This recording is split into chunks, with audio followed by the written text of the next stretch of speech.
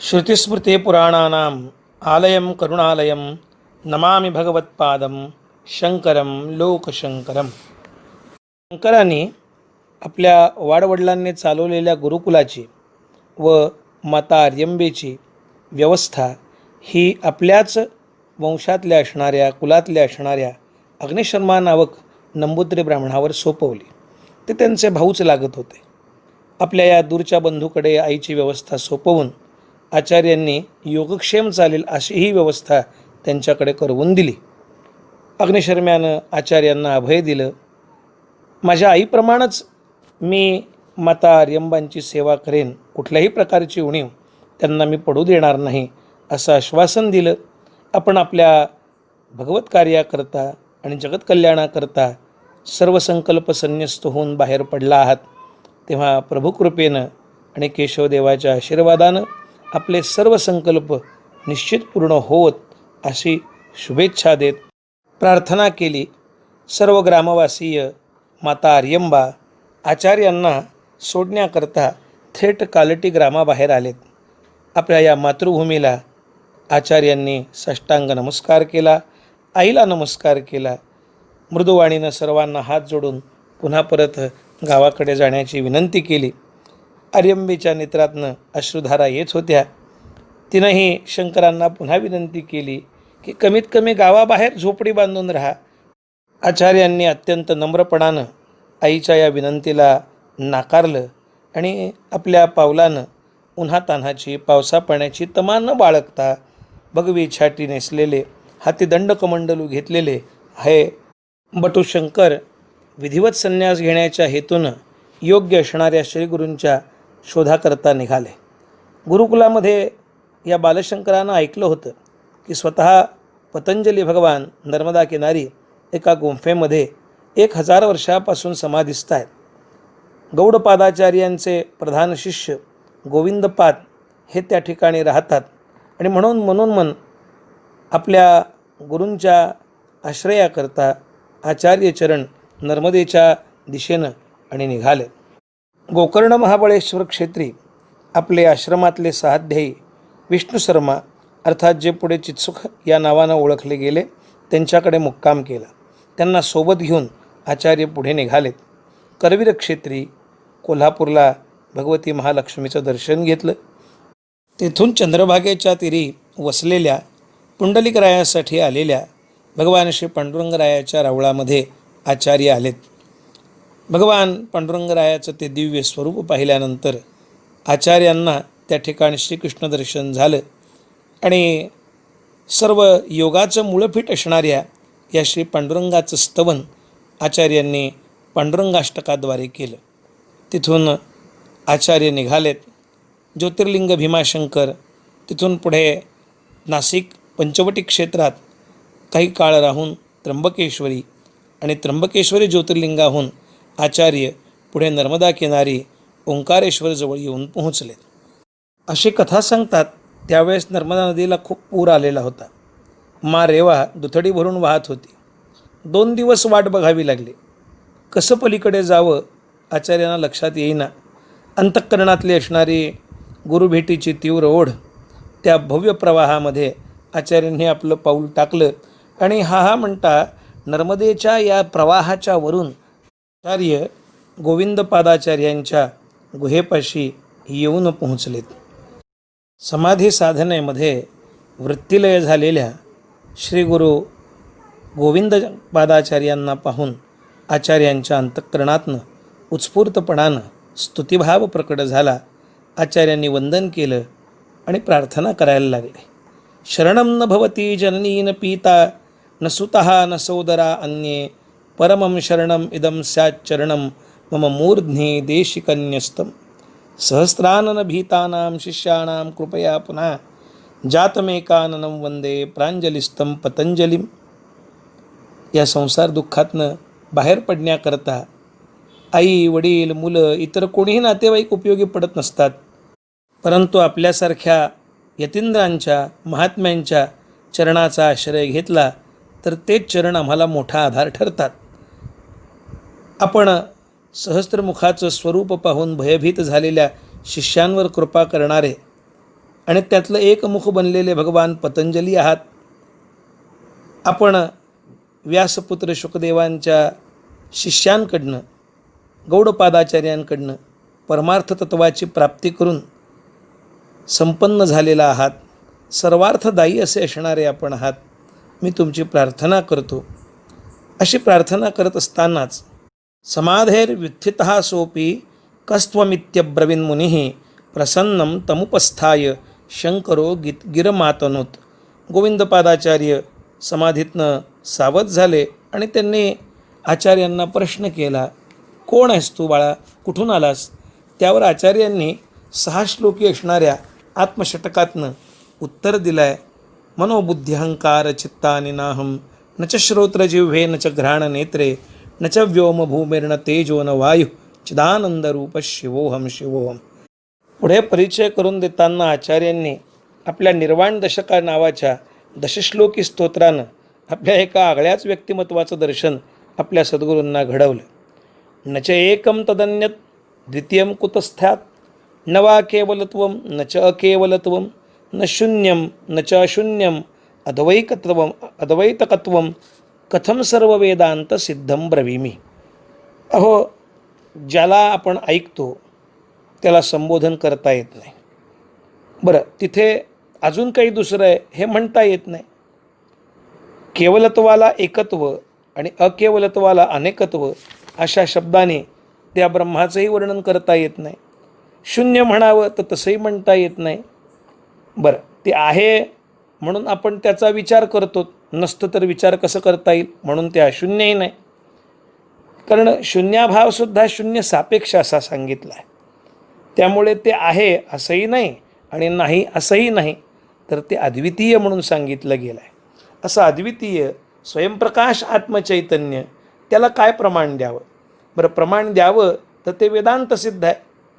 उपनिषदाने त्याचं वर्णन करताना सत्यम ज्ञानमनंतम ब्रह्म, नित्यम विज्ञानम ब्रह्म, सर्व खलु इदम ब्रह्म, अयमात्मा ब्रह्म, आत्मा एव इदम सर्वम अशा अनेक वाक्याने त्या सच्चिदानंद ब्रह्माची सिद्धता केली आहे. बरं, तो प्रत्यक्ष पाहून त्याचा अनुभव घेता येतो असंही ते सांगतात. आत्मा अरे वा द्रष्टव्या श्रोतव्या मंतव्या निधिध्यासितव्याच असं ज्याचं वर्णन केलं आहे त्याचं वर्णन शब्दानं कसं करता येईल? त्याचा तर अनुभव घ्यावा लागेल. आणि हा अनुभव मी घेतल्यानंतर एवढंच सांगू शकतो, मी केवळ शिवाय, मी केवळ शिवाय. आपला स्वतःचा परिचय करून देण्याची ही भाषा ऐकून ज्या भाषाप्रभूची आणि विज्ञाननिष्ठाची आपण वाट पाहत होतो, तोच हा प्रत्यक्ष भगवान शिवावतार आहे याची खात्री गोविंदपादाचार्यांना पटली. भगवान श्रीकृष्णांच्या निर्देशाहून ज्या परमशिष्याची ते चातकासारखी वाट पाहत होते, तो हा शिष्य समोर उभा पाहिला. या यतिश्रेष्ठांचं अंतःकरण आनंदानं उचंबळून आलं आणि त्यांनी या बालशंकराला कडकडून मिठी मारली. गुरुशिष्यांच्या या दिव्य भेटीचं वर्णन शब्दानं कसं करता येईल? सर्व वेदांत सिद्धांत गोचरम तमगोचरम गोविंदम परमानंदम सद्गुरुम प्रणतोस्म्यहम असा आचार्य त्यांना वंदन करतात. ज्यांचं खरं दर्शन होणं अशक्य आहे, पण वेदांतशास्त्रातील सिद्धांताद्वारे ज्यांचं दर्शन प्रत्यक्ष होऊ शकतं, अशा परमानंद स्वरूपी गोविंद यतींना, गोविंदपादाचार्यांना, माझ्या सद्गुरूंना माझे अनंत अनंत प्रणाम आहेत अशी भावना आचार्य व्यक्त करतात. वास्तविक आपल्याला हे लक्षात येईल, गोविंदपादाचार्य हे गौडपादाचार्यांचे शिष्य होत. गौडपादाचार्यांनी भगवान पतंजलींजवळून व्याकरण भाष्याची आणि शिक्षा घेतली होती. गौडपादाचार्यांनीच पूर्वाश्रमीच्या असणाऱ्या चंद्रशर्मांना, अर्थात जे पुढे गोविंदपादाचार्य म्हणून ओळखले गेले, त्यांना हे व्याकरण भाष्य शिकवलं होतं. हिमालयामध्ये गौडपादाचार्य व चंद्रशर्मा यांची भेट झाली. गौडपादाचार्यांनी त्यांना संन्यास दीक्षा देऊन गोविंदपादाचार्य हे नामाभिधान दिले. पुढे ते रेवातिरी ओंकारेश्वरी, कावेरी आणि नर्मदा यांच्या संगमस्थानी ओंकार मांधाता पर्वताच्या गुंफेत येऊन राहिले. नित्य समाधी साधन करत असताना, त्या अवस्थेत असताना त्यांना भगवान श्रीकृष्णांचं दर्शन झालं होतं आणि श्रीकृष्णांनीच प्रत्यक्ष शिवावतार असणारा 8 वर्षाचा बालक संन्यासाश्रमाची अपेक्षा करीत तुझ्याकडे येईन, त्याला सर्व ज्ञान दे, लौकिकार्थानं आचार्य बनव आणि हेच तुझ्या जीवनाचं अंतिम कार्य आहे असं सांगितलं होतं. गोविंदपादाचार्य त्यानुसार या बालकाची प्रतीक्षा करत होते आणि हे बालक आज त्यांच्यासमोर प्रत्यक्ष उपस्थित होतं. गुरुशिष्यांची ही दिव्य भेट झाली. तशी आचार्यांची गुरुभक्ती ही निरतिशय आहे. ते आपल्या गुरूंशी अत्यंत नम्रतेनं आणि सेवाभावी वृत्तीनं वागत होते. एवढंच नाही तर त्यांनी सर्वांच्या समोर एक आदर्शही ठेवला आहे की भावाद्वैतम सदा कुर्यात, क्रियाद्वैतम न करिहिचित, अद्वैतम त्रिषु लोकेषु न अद्वैतम गुरुणासह. ब्रह्म व मी हे दोन नाहीत, एकच आहे असा भाव नेहमी आपल्या ठिकाणी असला पाहिजे. परंतु प्रत्यक्ष क्रिया करताना, कार्य करताना आपण स्वतः इतराहून वेगळे आहोत अशा भावनेनंच व्यवहार केला पाहिजे. या भुवनत्रयामध्ये जगताच्या बाबतीत, जगतातल्या यावत जीवमात्रांच्या बाबतीत अद्वैत वृत्ती असावी. पण मात्र आपल्या श्रीगुरूंशी वागताना, त्यांची सेवा करताना ते सेव्य आहेत, ते प्रधान आहेत, ते माझे स्वामी आहेत आणि मी त्यांचा सेवक आहे अशीच वृत्ती असली पाहिजे. गुरूंशी मात्र कधीही अद्वैत असूच शकत नाही, ते योग्यही नाही. तत्त्वज्ञान व जीवनव्यवहार याची अजोड सांगड आचार्यांनी आपल्या जीवनात घातली होती. जनसामान्यांनासुद्धा आपल्या आदर्श जीवनाचं त्यांनी आचरण करून मार्गदर्शन केलं होतं. साहजिक आपल्याला दोन्ही तिन्ही गोष्टी लक्षात घेण्यासारख्या आहेत.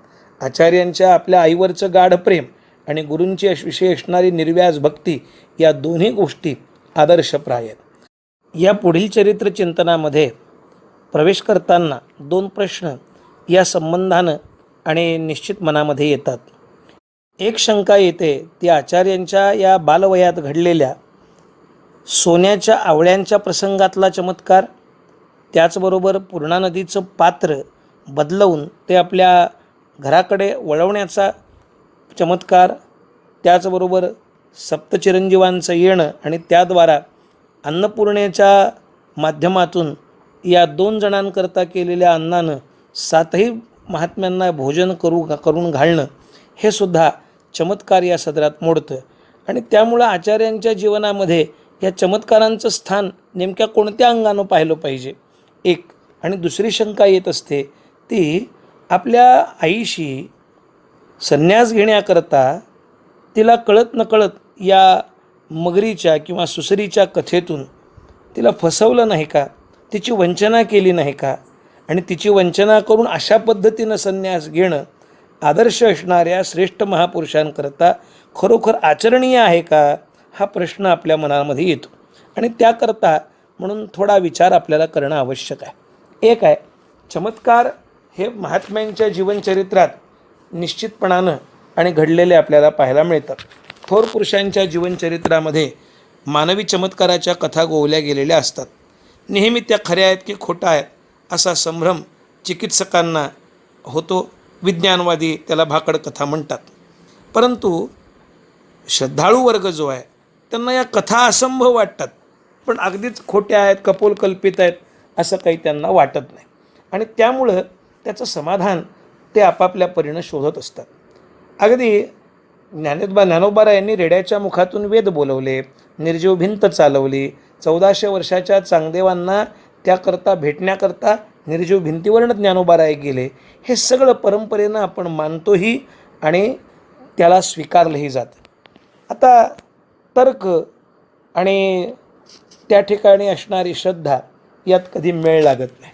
परंतु या बाबतीत एक स्पष्ट असं सूत्र ब्रह्मसूत्रात आलं आहे. महात्मे लोक, मुक्त लोक आपल्या संकल्पानं काही इतरांना अकल्पित वाटणाऱ्या गोष्टी सहज साध्य करून घेऊ शकतात. आणि असं श्रुतिवचन संकल्पात एव तु तत्श्रुते हे या स्वरूपानं आलेलं आहे. सारांश असाच आहे की महात्म्यांच्या मनात जे येईन ती गोष्ट ते सहजपणानं साध्य करू शकतात. त्यांचा तसा संकल्प झाला म्हणजे मग तो सिद्धीला जाण्यातही काहीही अडकाठी नसते. संकल्पात वै सिद्धी असं त्यांचं स्वरूप असतं. त्याचबरोबर आईच्या संबंधानं आईची वंचना आचार्यांनं केली आहे का असा प्रश्न आपल्या मनामध्ये जो उपस्थित होतो, तसं त्याचं समाधान जयमंगलाचार्य विरचित असणाऱ्या शांकर दिग्विजयाच्या संक्षिप्त शांकर दिग्विजयाच्या विचारात आलेला आहे.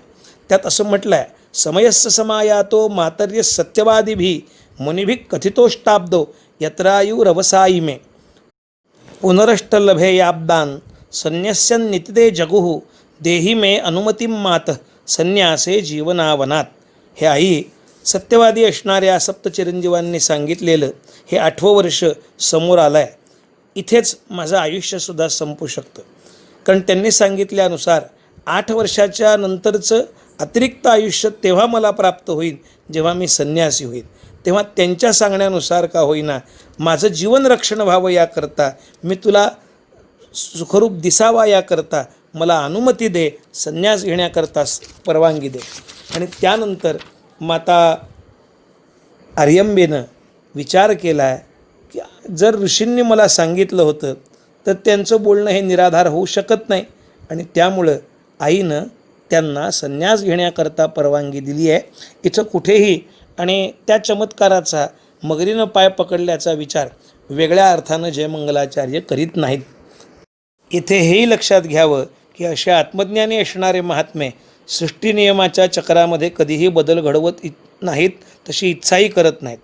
परंतु केव्हा केव्हा त्यांना या सामान्य माणसामध्ये एक विशिष्ट प्रेरणा आणि बदल घडवून काढण्याकरता ब्रह्मशक्तीच्याच इच्छेनं काही चमत्कार घडवून आणावे लागतात.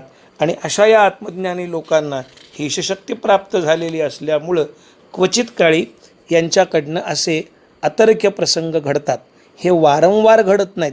ज्ञानोबारायांनी रेडा एकदाच बोलवला, भिंत एकदाच चालवली, जादूचे प्रयोग करीत आणि त्यांनी पुन्हा परत परत त्याचा पायंडा पाडला नाही, हे निश्चित लक्षात घेतलं पाहिजे.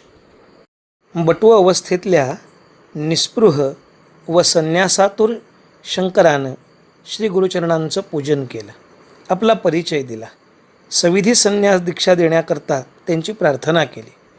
गोविंदपादाचार्यांनीही कार्तिक शुद्ध एकादशी युधिष्ठिर संवत 2639 अर्थात इसवी पूर्व 499 मध्ये शिष्यरूपानं त्यांचा स्वीकार करीत विरजा होमादी करवून सविधी संन्यास दीक्षा देऊन प्रेषोच्चारपूर्वक वेदांच्या 4ही महावाक्यांचा उपदेश त्यांना दिला.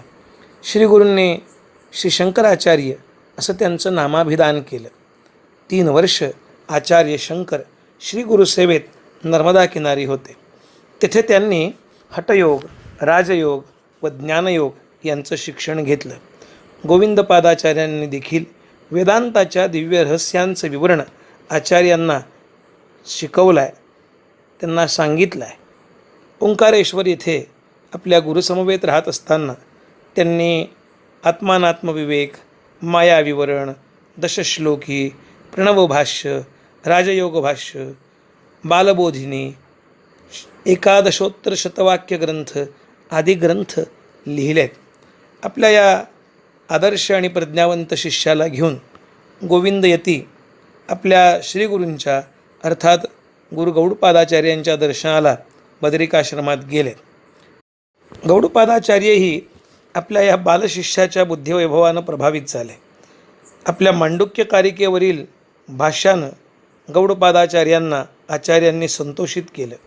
पुढे त्यांच्याच आज्ञेवरून आचार्यांनी प्रस्थानत्रयीवर अर्थात श्रीमद भगवद्गीता, ब्रह्मसूत्र अर्थात शारीरिक सूत्र व दशोपनिषदावर भाष्य लिहिलं. विष्णू सहस्रनाम, सनत्सुजातीय या ग्रंथावरही आचार्यांनी पुढे भाष्य लिहिली आहेत. पुढे बदरिकाश्रमातल्या 4 वर्षाच्या वास्तव्यात प्रस्थानत्रयीवर भाष्य लिहून जगाच्या वाङ्मयीन आणि तत्त्वज्ञानविषयक इतिहासात अद्वितीय अजोड व अजरामर अशी कामगिरी आचार्यांनी केली. आचार्यांचं ब्रह्मसूत्र भाष्य अप्रतिम आहे. वेदांतशास्त्रावरचा एवढा अपूर्व ग्रंथ दुसरा नाही. बौद्ध, जैन, सांख्य, योग, पाशुपदादिक तत्त्वज्ञानातील भ्रामक कल्पनांची त्यांनी तात्विकदृष्ट्या उत्तम छाननी करून त्यातील फुलपणा दाखवून हे विश्व जगदाधार असणाऱ्या ब्रह्मावर सुप्रतिष्ठित आहे हे सिद्ध केले. याच काळात आचार्यांनी षटपदी, हरिस्तुती, शतश्लोकी, स्वात्मनिरूपण, परमार्थसार संग्रह, प्रौढानुभूती प्रकरण आदी प्रकरण ग्रंथ लिहिले आहेत. श्री गुरु गोविंदपादाचार्यांच्या सान्निध्यात आचार्यांनी सविकल्पात समुद्गम्य शंकरो निर्विकल्पके स्थितो पश्यत परम ब्रह्म परमानंदमद्वयम. अर्थात सविकल्प समाधीच्याही वर येऊन निर्विकल्पक समाधी अवस्थेत आचार्यांनी अद्वितीय परब्रह्माचे दर्शनानुभूती प्राप्त केली. जिथे सूर्य, चंद्र, तारे, नक्षत्र, विद्युल्लता यांचा प्रकाशही पोहोचत नाही, जे हेयही नाही आणि उपादेयही नाही, एकमेव आहे, अद्वय आहे, अव्यय आहे, अशा स्वरूपस्थितीला आचार्य प्राप्त झाले. समाधी वित्थान झाल्यावर त्यांनी पाहिलं, वर्षाकाळ चालू होता, बाहेर पाऊस पडत होता, सूर्यप्रकाश अत्यंत मंद झाला होता. जोरात पडणाऱ्या पर्जन्यवृष्टीनं पाण्याचे प्रवाह वेगानं वाहत होते. आभाळ ढग आच्छादून आलेले होते आणि या वाहणाऱ्या प्रवाहांमुळे रेवा नदीला अर्थात नर्मदेला प्रचंड पूर आलेला होता. नर्मदा मैयाचं पाणी वेगानं वाढत होतं. श्री गुरु गोविंद पादाचार्य हे समाधी अवस्थेत होते. इतर गुरुबंधू चिंता करत होते. आता हे वाढणारं पाणी गुहा आणि आपल्या श्रीगुरूंना निश्चित बुडवून टाकेल की काय, असा विचार सर्वांच्या मनात होता. आचार्य क्षणभर मौन राहिले आणि विचारपूर्वक नर्मदा मैयाच्या या प्रवाहासमोर आपला कमंडलू अभिमंत्रित करून ठेवून दिला. उफाळलेल्या नर्मदेची दिव्य नर्मदाष्टकाद्वारे त्यांनी प्रार्थना केली. पाहता पाहता तो सर्व जलौघ त्या कमंडलूमध्ये सामावला गेला व नर्मदा मैया पुन्हा सौम्य स्वरूपात प्रवाहित व्हायला लागली. जेव्हा कालांतरानं समाधीतून गोविंदपादाचार्य उठले, तेव्हा सर्वांनी पूर्णयोगी असणाऱ्या शंकरांनी केलेल्या उपाययोजनेचा परामर्श सांगितला. श्रीगुरूंना आनंद झाला. शंकराचार्यांना जवळ बोलावलं आहे, बसवलं आहे आणि पूर्वीचा एक प्रसंग सांगायला लागले. अत्रि ऋषींच्या द्वारे एक मोठं यज्ञसत्र पूर्वी झालं होतं. त्या यज्ञसत्रामध्ये ब्रह्मसूत्रकार भगवान वेदव्यास उपस्थित होते. तिथे उपस्थित असणाऱ्या अनेक ऋषीमुनी महात्म्यांना त्यांनी अत्यंत गहन गंभीरतेनं वेदांत रहस्य ऐकवले. उपस्थित लोक जेव्हा हे वेदांत रहस्य ऐकत होते, त्यावेळेस स्वतः गोविंदपादाचार्यांनी त्यांची प्रार्थना केली होती. ब्रह्मसूत्राच्या बाबतीत वेगवेगळे ज्ञाते वाद करतात, वेगवेगळा अर्थ करतात, तेव्हा या शारीरसूत्रांचा निश्चित अर्थ कळावा, त्याचं योग्य दर्शन घडावं, याकरता भाष्य होणं आवश्यक आहे, ज्यानं या विपर्ययाचा दोष जाईल. तेव्हा वेदव्यासांनी गोविंदपादाचार्यांना सांगितलं होतं, अर्थात गोविंदपादाचार्य सांगतात, मला सांगितलं होतं की साक्षात भगवान सदाशिव देवतांच्या प्रार्थनेवरून जेव्हा मनुष्यरूप धारण करतील, संन्यास घेतील, तेव्हा ते या ब्रह्मसूत्रावर, या शारीरिक सूत्रावर भाष्य करतील. ते तुमचं शिष्यत्व पत्करतील. प्रवाहित झालेल्या वेगवान नर्मदा नदीला कमंडलूमध्ये सामावून घेतील. हा प्रसंगच त्यांच्या परिचयाची खूण असेल. पुढे होऊन ते सर्व दुर्मतांचा निराश करतील. वेदव्यासांनी सांगितलेली ती सर्व लक्षणं तुझ्या ठिकाणी आहेत. प्रत्यक्ष शंकरावतार असे तुम्ही आहात. तेव्हा आता आपण आनंदकानन अर्थात अविमुक्त असणाऱ्या वाराणसी क्षेत्राला जा. हजारो वर्षांपासून मी तुमची प्रतीक्षा करत होतो.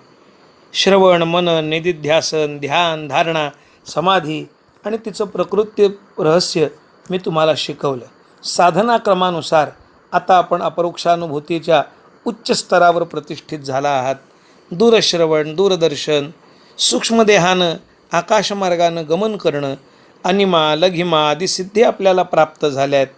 आपलं मनसुद्धा निर्विकल्प असणाऱ्या त्या अवस्थेला अधिरूढ झालेलं आहे. आता माझं कार्य पूर्ण झालं.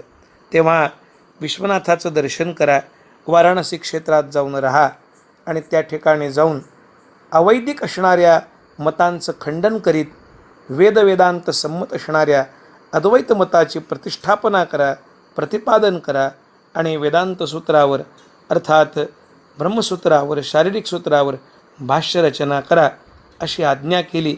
श्रीगुरूंची आज्ञा शिरोधार्य मानून भगवान आचार्य शंकर काही निवडक संन्याशांना सोबत घेऊन आपल्या श्रीगुरूंना प्रणाम करून वाराणसी क्षेत्राला जायला निघाले.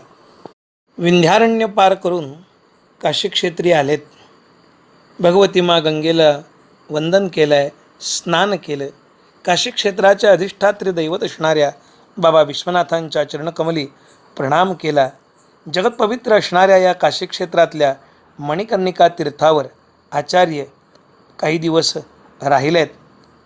जेव्हा आचार्य वाराणसी क्षेत्राकडे येत होते तेव्हा रस्त्यात त्यांना आपला पूर्वाश्रमीचा गुरुबंधू शर्मा भेटलेत. विष्णू शर्मांनी नमस्कार केला, आचार्यांची प्रार्थना केली.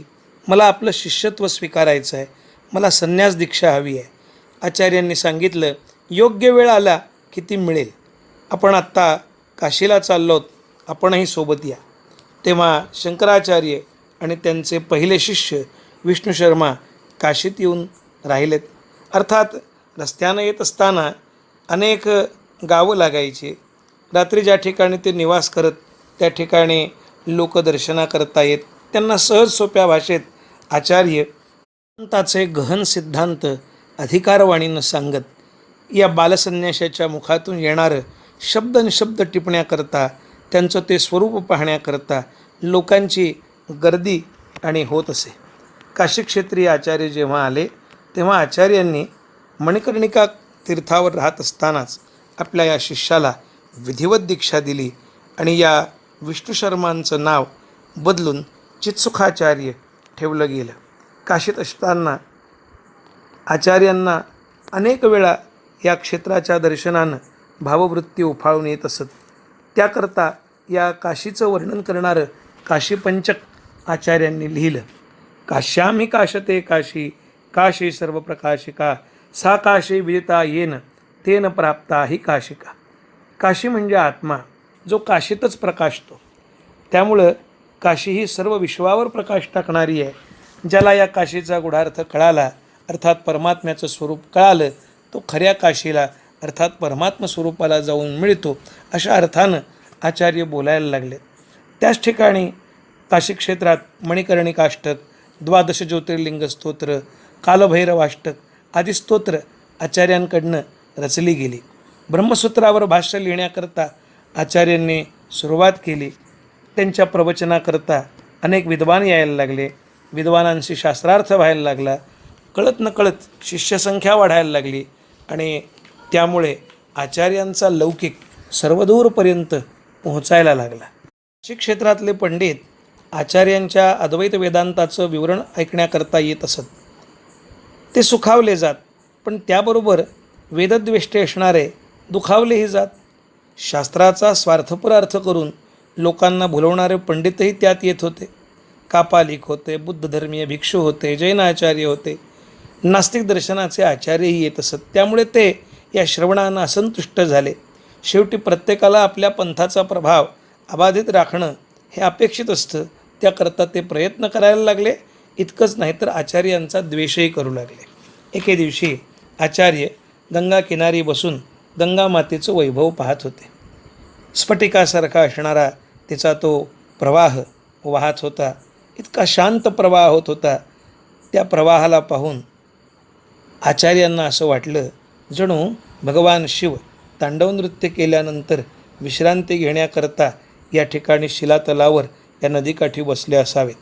स्वर्गातून मत्त होऊन गंगा खाली आली, पण तिला शिवाचा स्पर्श झाला आणि तिच्यातील क्रोधाधिकांचं अमंगलत्व निघून गेलं. तिचा अभिमान नाहीसा झाला. ही भगवान शिवांची सलील मूर्ती म्हणूनच विश्वकल्याणाकरता ही प्रवाहित झाली. हिच्या या पाण्यामध्ये शीतलता आहे, त्याबरोबर मनोमालिन्यासह शरीरमालिन्य दूर करण्याचंही सामर्थ्य आहे. म्हणून भगवती गंगेचं स्तवन करीत चूळभर प्राणीप्राशन केलं. भगवान शिवांचं ते तांडव नृत्य करणारं स्वरूप डोळ्यासमोर आलं आणि आचार्यांच्या मुखातून 11 श्लोकांचं दिव्य असणारं स्तोत्र प्रकट झालं. भगवान आशुतोष सदाशिवांचं वर्णन करीत आचार्य बोलायला लागले.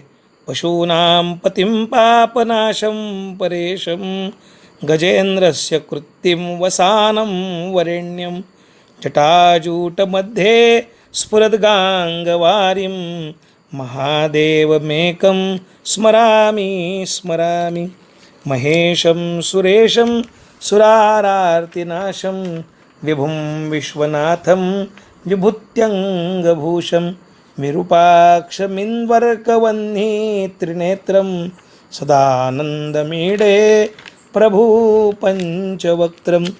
11 श्लोकांचं असणारं हे वेदसार शिव स्तव त्या ठिकाणी आचार्यांकडनं प्रकट झालं. आचार्यांच्या द्वारा अनेक स्तोत्रांची निर्मिती झाली. काशी क्षेत्रातले अनेक प्रसंग आचार्यांच्या जीवनचरित्रामध्ये विशेष आहेत, ज्यांचा विचार आपण उद्याच्या चिंतनात करणार आहोत. रामकृष्ण हरी.